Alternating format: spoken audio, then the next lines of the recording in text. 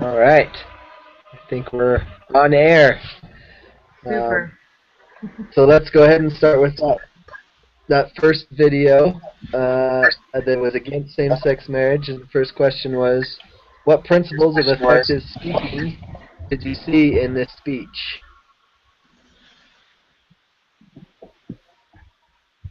So for the first video, sorry, were you able to see that, Allison? Yeah, I watched both the videos, Okay. and I'm pulling up the other article right now. I'm just gonna put it in the search one. I thought it would just bring it up to like the actual article, but it just brought to the website. But I'll have that open for that.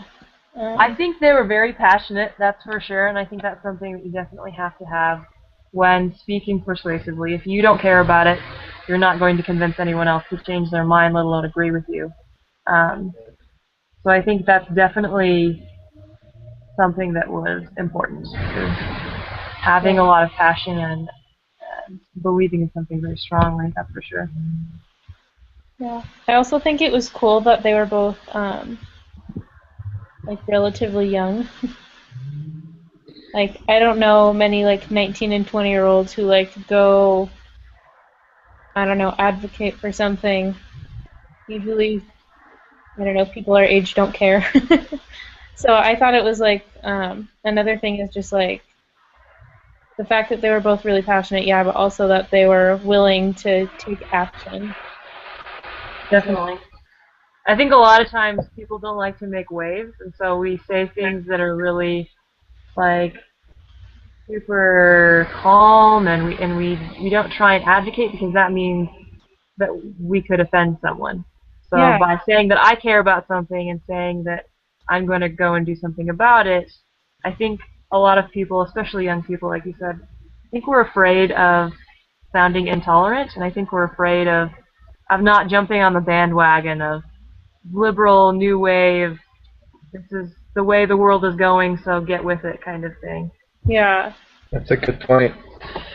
Yeah, I felt the same way. I felt like that first video. He was quite passionate, and one thing that I liked was how he incorporated the scriptures and incorporated truth, into his message, and he also would pause for effect after he'd made a statement as well. I thought that was another kind of effective speeching tool that he used. Yeah, give them time to think. Yeah. yeah, definitely new scriptures. But definitely like unapologetic, not like I'm afraid that I'm going to step on somebody's toes here, but just very straightforward, very blunt and matter of fact. No nonsense. Yeah, yeah. He wasn't messing around. Yeah. All right. The second question was, what was the basis and/or the premise for each speaker's stance? I would say for that one that he was against gay marriage because gay marriage is against the Word of God. I guess that's kind of the premise or the stance that I got from it. Yeah, definitely a moral stance. Not necessarily dealing with a lot of like statistics and like sociology and like social science kind of things, but a perspective that was very, very morally based. Yeah. Yeah, I would say the same thing that his argument was a religious argument, um, which obviously that's what our country was founded on. But I think it's hard for people to relate to. Yeah. Yeah, we don't like to admit that. I think it's almost like an embarrassment now for people to think about the fact that religion was so integral in the birth of this country. And Yeah, we're almost Yeah. like, oh, I can't use the religion argument. I can't use the moral argument because not everyone agrees with that, so it's not valid or something like that. But just because not Right. everyone understands math doesn't mean that yeah, it's not real, it's not valid, it's not, yeah. useful. Truth. Yeah. It's like a tree is a tree whether or not you think it's a tree. Right. Very good. So, if you were on the fence when it comes to same-sex marriage, how would you feel after listening to this speech? Um, on the fence. It's hard for me to say because it's almost like confirmation bias. I'm hearing something I already agree with, so it's hard. But I think Right. there's definitely compelling arguments. I think that if I were a religious person and I were on the fence, this would be a very convincing argument. Yeah. I'd probably say if I was on the fence and I didn't really have, um, not even I like because I'm a convert. I used to be Catholic, and even then, like I just I wasn't like I didn't really believe anything strongly either way. Hmm. But if I like, so that's if I was on the fence about something like that, I would definitely go with the guy who is for same-sex marriage. Like we talked about the importance of like storytelling, and he like gave personal examples from his own life, and he like when he was like talking to the judge, he like related to the judge, and he was just like super charming and like had really good public speaking skills, and I was like, this kid's like argument was way better than the other guys. It doesn't mean like that it's true or not. It just was presented in a better way. And I don't know. I think that if I was on the fence and I didn't have, I don't know, my same position right now, that's what I would choose. I think that's a lot of reason why people choose certain sides today, just because politicians and stuff. And Flattering, pretty words. yeah, Yeah. pretty much. Yeah, I think I kind of had a similar view on that.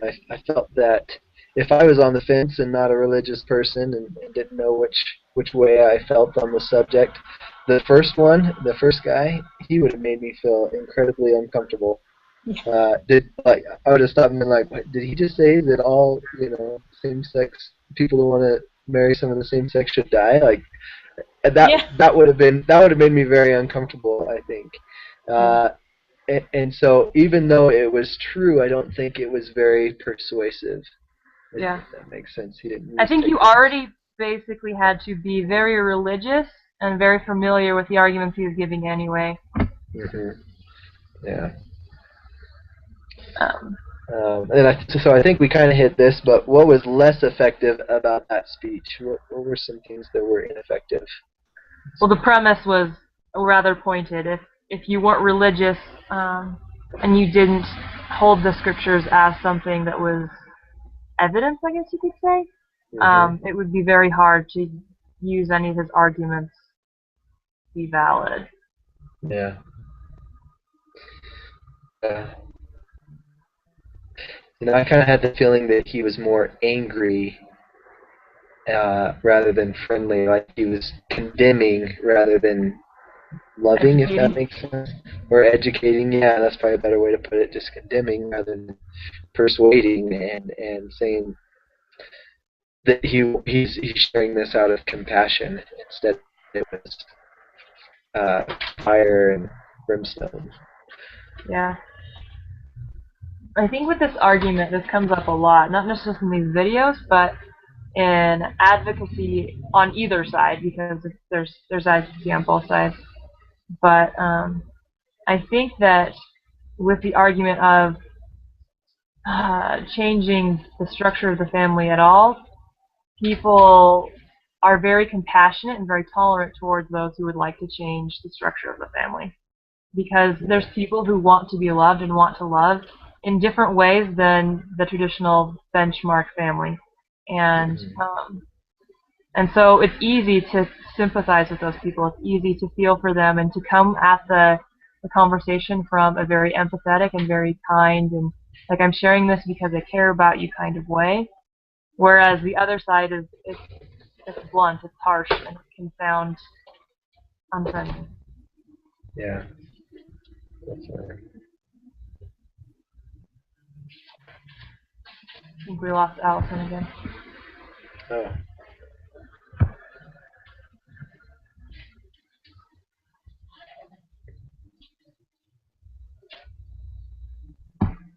So what's our next question here? so yeah, well, The next one, kind of, I guess we can move down. We've talked about it a little bit. The second video, but I guess we can go through the questions here again. Still, what principles of effective speaking did you see in that speech? Well, yeah, I think she already kind of talked about it. Very, very charming, very clever, well put arguments, like thought out and worded in a very educated way. Yeah, felt like what made what made it powerful, his speech powerful, was that he captured the heart, if that makes sense. I don't know how else to say it, but he captured the heart of the people, and that he shared his personal experience and his stories and his love for his parents, and I think that made the audience, or makes those who are listening to his speech sympathetic in a way, or compassionate to what he's saying. Yeah, definitely tugged at the heartstrings. Yeah. So what would you say his basis or premise for his stance was? That these are good people who do good things, and they deserve rights. They deserve equality. Yeah, I I would guess agree like with a that. fairness kind of thing. Yeah, I would agree with that. Um, and I think we kind of talked about this one already. I don't know if we need to go to it again, but do you have any other thoughts on if you were on the fence when it comes to same-sex marriage? How would you feel after listening to the speech? I would just, if I were on the fence and I weren't, yeah, it's kind of hard. You have to take yourself outside of Yeah, strong belief. But if I were on the fence, he makes compelling arguments. He really makes you feel something very, very strongly. You sympathize with him. You feel for him. You feel for his parents. yeah. I thought this question was kind of interesting in that it did that. It made us step out of how we Yeah. feel and the way the way we think, and think, wait, how do other people think? And that's something I could do more as a teacher. Sometimes I just go without considering, okay, what about them? What about my audience? How do they feel? What do they think? What are they experiencing I don't know about? And can Yeah. kind of help us understand each other better that way. Which is good, because if we ever, like, if we really got into advocacy, if we really got into promoting our beliefs, we'd have to do it in a way where we were connecting with the audience, where we were really putting ourselves in their position to see how the message might sound and how it might be received. And and that's something interesting to think about. Like, would I be not just persuasive, but would I be understanding and empathetic? Yeah. And from our material earlier this week, I feel like those people, specifically the sister that we watched, I can't remember her name right now, but the sister that we watched, she was good at that. She was really good at seeing it from the other people's, stepping in their shoes and then allowing that to affect the way that she presents. Yeah, that's true. I definitely agree with that. What was less effective about this second speech? I think his experiences, because of the way he grew up, made it so that credibility, he was already really biased, you know? Yeah. I don't know if he could have stepped outside of himself to see maybe if things had been different. I don't know. That's all I can think of. I agree with that. I thought that it was somewhat biased. I also thought that it wasn't a lot of research based. It was just him. It was just his experience, and that's great. But maybe he could have added maybe another experience instead of just his own, or some type of research. But for a 3-minute speech, it was convincing Yeah. to those who may be on the fence. Yeah, that's true. So Allison just texted me and said that her internet is down. Oh no. And she says that she's just going to post it on the discussion board so that she knows that she didn't ditch or something like that. Okay. So let's move on to the article then. Okay. What principles of effective writing did you see in the article? Oh gosh, effective writing. I should pull it up right now so I can look at it and see. Yeah, that's what I'm doing too, so I can look at it again.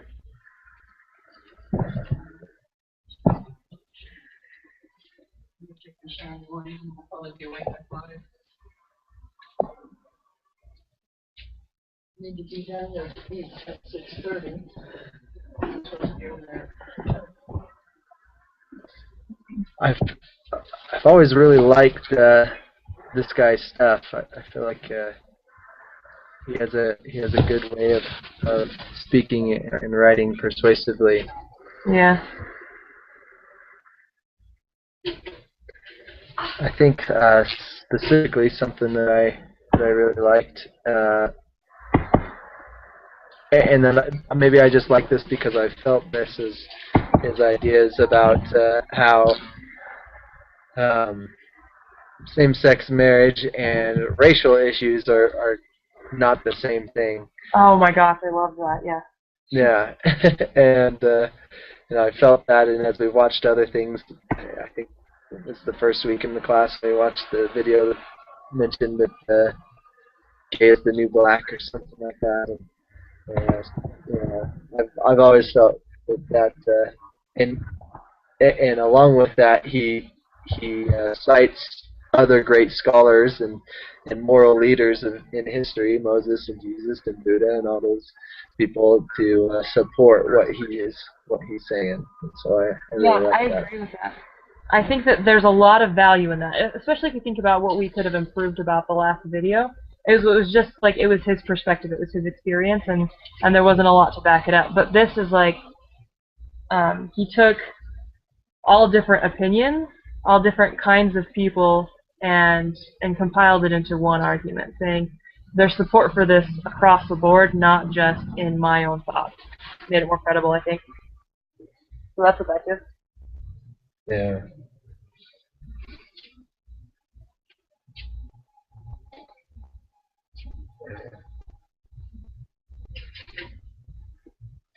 What was the basis or the premise for his stance, do you think?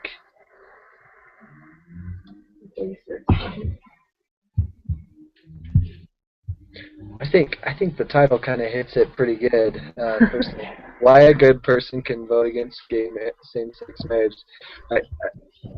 So many people have made it so black and white almost that either you're good if you support it and you are a hateful bigot if you don't support it, but that's not true. That good people can oppose this because of the principles, the good and true principles Yeah. that they have. I definitely agree with that. It kind of reminded me, the premise kind of reminded me, I don't know if you've heard this talk, but it's by Elder Oaks, and it's called Truth and Tolerance. And he talks about kind of that same argument that we can be compassionate, we can be kind and good individuals, and still not tolerate unrighteousness. Yeah. Just because we love someone doesn't mean we have to condone and praise behavior that we don't agree with. Right. And so I think that was a similar message, a similar premise. Yeah, I agree with that. And that goes along with another thought I had as we watched the videos and read this article about how, I think specifically in this article when he was talking about the examples of the war on gender, when he was talking about people getting sued or whatever, all that stuff that he went through there, kind of reminded me of that article as well, when Elder Oaks talks about diversity and how diversity can be a great thing, but if we promote diversity when it's against moral law, it can be a horrible thing. And the real goal isn't about diversity; it's about unity.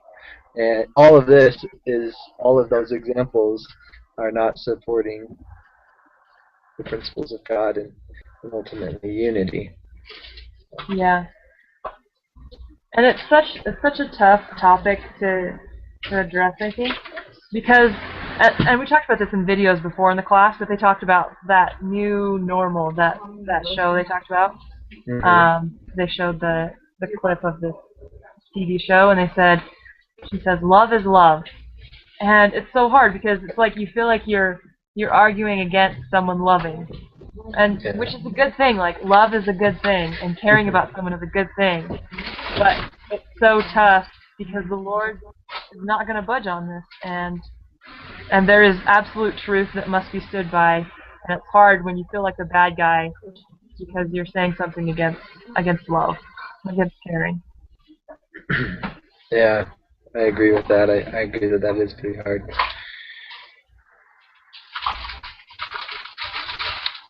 Yeah. And I think we spend, I don't know, maybe doesn't apply specifically, but I think we spend a lot of time focusing on advocating against it rather than promoting principles, if that makes sense. Yeah.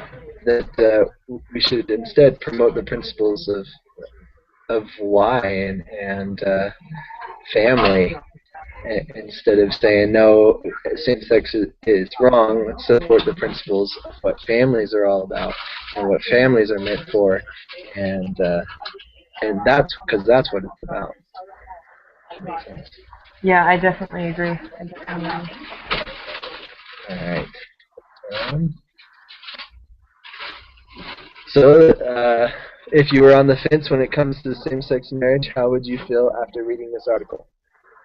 I think this one does a better job than the first video of if you were on the fence and maybe you weren't super religious. I even think that he did a good job. That if you were just principled and you were moral, this would be a better argument. Yes, yeah, I'd agree with that.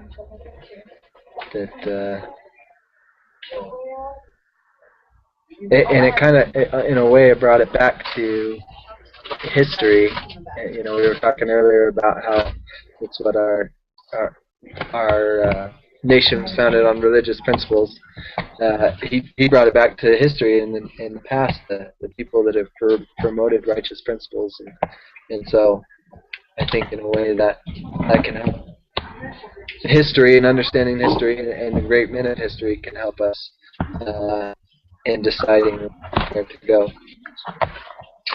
Yeah, I agree. I agree. Was there anything that you thought was less effective about this article? I don't know. I really liked it. It's hard for me to critique it.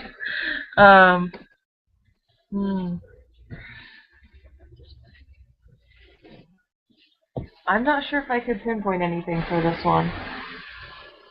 I was kind of agreeing and nodding the whole time, so I don't know. It's tough because I already agreed with him anyway. Right. Yeah, I didn't feel like anything in this article made me uncomfortable, you know, or would make me necessarily feel uncomfortable or offended if I was on the fence on the subject. Yeah. So I don't think there's anything for me either. Yeah, I can't think of anything myself. All right, well that's it as far as the questions go. Now we need to do. I wasn't here last time we did this, so how does it work that we do the last 2 minutes of kind of summarizing everything that we? Yeah, so we just basically talk about in summation what we agreed upon. Basically, I guess I would say that for the first video we thought that he was passionate, which was awesome and commendable, but perhaps he could have been a little bit more understanding and empathetic to the other side of the argument, perhaps. For the second one, I would say that we thought he definitely had a compelling argument in that he appealed to our emotions and made us feel what he was feeling, but perhaps he could have broadened his his argument to include other, like research or another experience or something like that. You want to sum up our article discussion? We really liked the article and felt like it had a lot of examples of effective writing, and it was persuasive in a powerful way, and using truth to help people understand the principles behind the issue of same-sex marriage. We particularly in the article, we enjoyed it, how he connected it to the past, and how he helped us understand why religious and moral leaders of the past have not supported same-sex marriage, and the dangers that can come from laws being passed for same-sex marriage. And so, Yeah, for sure. overall, I think we learned a lot from the experience of evaluating these, and I think that it'll help us to be a little bit more persuasive as we prepare to persuasively advocate the things of God. Yeah, and effectively. Yeah. Yeah. All right. Well, go team. All right. Well, thank you, Melissa, and Yeah, thank you, Corey. I'll see you. we'll look forward to meeting with you next time. Okay, bye-bye.